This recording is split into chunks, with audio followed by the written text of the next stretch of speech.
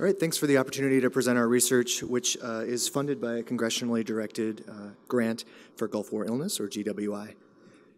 GWI is a chronic multisystem illness which affects up to 30% of the 700,000 American veterans of the Persian Gulf War. Symptoms are wide-ranging, but they include fatigue, memory and concentration problems, sleep disturbances, joint and muscle pain, anxiety, and depression. A number of risk factors have been identified. The strongest associations are with exposure to pyridostigmine bromide, which was given to troops as prophylaxis against nerve gas exposure, overuse of insecticides such as DEET and permethrin, and psychological stress.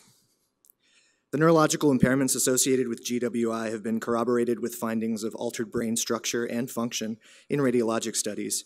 These include decreased hippocampal blood flow, brainstem, and cortical atrophy. Specifically implicated in these cognitive impairments are dysfunction of the hippocampus, which is critical in the function of working and spatial memory, short-term memory, emotion, and autonomic function. A rat model established in the Gulf War literature includes exposure to these relevant chemicals as well as restraint stress, as shown here. So that's pyridostigmine, DEET, permethrin, and stress. Rats undergoing this exposure cycle exhibit behavioral changes which show learning and memory impairment, anxiety, and depressive behavior. Rats exposed using this model have also shown disruption of the blood-brain barrier and decreased neurogenesis in the hippocampus. Our research group has previously demonstrated epigenetic changes in this rat model, the most significant of which is the upregulation of microRNA 124 in the hippocampus. MicroRNAs are small, about 20 nucleotide molecules which are not translated into a protein, but instead they participate in post-transcriptional regulation, often by inhibiting mRNA translation. MicroRNA 124 is the most abundant microRNA in the brain. It's wholly homologous between humans and rats. MicroRNA 124 is known to regulate synaptic plasticity and neurogenesis, mediated through a number of direct and downstream targets. Research outside the context of GWI has shown microRNA 124 upregulation to be associated with memory impairment in rodent models. The overall goal of our research is to explore microRNA 124 inhibition as a therapeutic modality for the cognitive deficits associated with Gulf War illness, and specifically in this model development phase that I'll be talking about to establish stereotaxic coordinates for placement of an intrathecal pump and dosing for inhibitor delivery for therapy. I actually should have said interventricular pump, not intrathecal. The therapeutic molecule that we use is an antisense microRNA, which strongly binds microRNA 124. Our current research utilizes an osmotic pump, which delivers the inhibitor to the lateral ventricle of the brain. The pump and the catheter are implanted in the rat's back surgically and are left in place for 2 full weeks of delivery. We first confirmed stereotactic placement of the catheter by injecting dye through the planned entry site in age-matched rats. At necropsy, dye installation was evident, as shown here throughout the ventricles. Our model development study was an investigation of dose response and tolerance to this therapy in 14 healthy adult rats. The vehicle control rats underwent surgery and infusion of synthetic cerebrospinal fluid without the therapeutic molecule. 4 groups of escalating dosage were also included, 0.1, 0.5, 1, and 5 nanomoles per day. Therapy was delivered for 2 weeks, and after sacrifice, we quantified RNA and protein targets in the hippocampus, the forebrain, and the cortex. In the highest dose, receiving 5 nanomoles per day, we had 1 animal which experienced an anesthetic-related death, and the other exhibited severe weight loss and failure to thrive. He was euthanized before conclusion of the study period, so he's not included in most of my graphs. The animals in our higher dose groups of 0.5 and 1 nanomole per day exhibited less postoperative weight gain, indicating adverse off-target effects at these higher doses. At necropsy, we also noted cerebral hemorrhage in these groups of 1 and 5 nanomoles per day. The lowest dose group, 0.1 nanomole per day, exhibited similar weight gain to our vehicle control group, which only received synthetic CSF. Post-mortem quantitative PCR showed a dose-dependent reduction in microRNA 124 in hippocampal, cerebellar, and cortical tissue.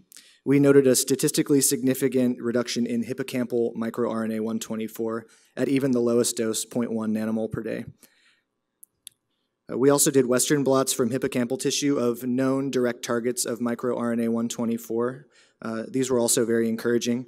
This graph shows the AMPA receptors, GLU-R1 and GLU-R2, which are glutamate receptors. They're known to play an active role in synaptic plasticity, and they're known targets of microRNA 124.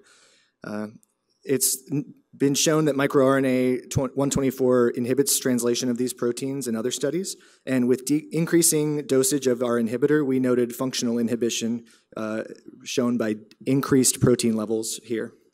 The difference was statistically significant for the 0.5 nanomole group. These are Western blots from our forebrain tissues in treatment groups. They also demonstrated increase in known direct targets, CREB, which is a transcription factor. It's inhibited by microRNA 124. It's critical in synaptic plasticity, learning and memory. Additionally, we show here glucocorticoid and mineralocorticoid receptors are also increased in translation. HPA dysregulation is known to be a possible causative factor in GWI. The other molecule is EGR1, also known as ZIF268. It's a transcription factor that plays a role in spatial learning and social interactions. These all increased with inhibition of microRNA 124. Our pilot research successfully established stereotaxic coordinates for delivery of microRNA 124 inhibitor to the lateral ventricle. Our model development animals also demonstrated off-target adverse effects above the dose of 0.5 nanomoles per day. After delivery of therapy, the study demonstrated a decrease in the levels of tissue microRNA 124 and functional inhibition, resulting in increased concentration of direct protein targets. Our ongoing research will evaluate whether this therapy reverses the behavioral and cognitive symptoms in Gulf War exposed rats. Thank you again for this opportunity, and I'll be happy to take questions.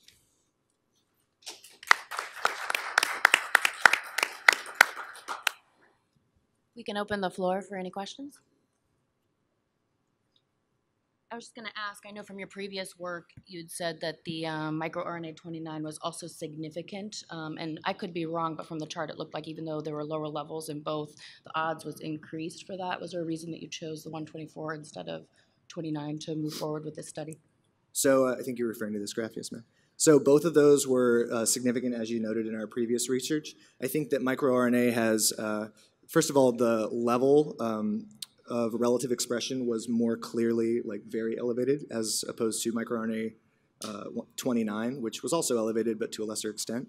And the downstream effects of microRNA 124 are better described in the literature.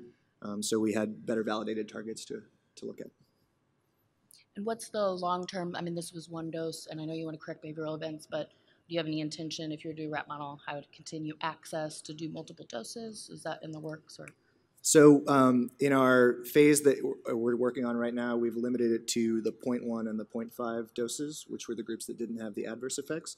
So for now, they will receive the similar infusion in the ventricle for 2 weeks, but we'll also be doing behavioral testing on those rats, which we hadn't done for this study. We have not considered a different dosing regimen, multiple dosing so far. This was sort of a proof of concept study at this point. Thank you. Thanks.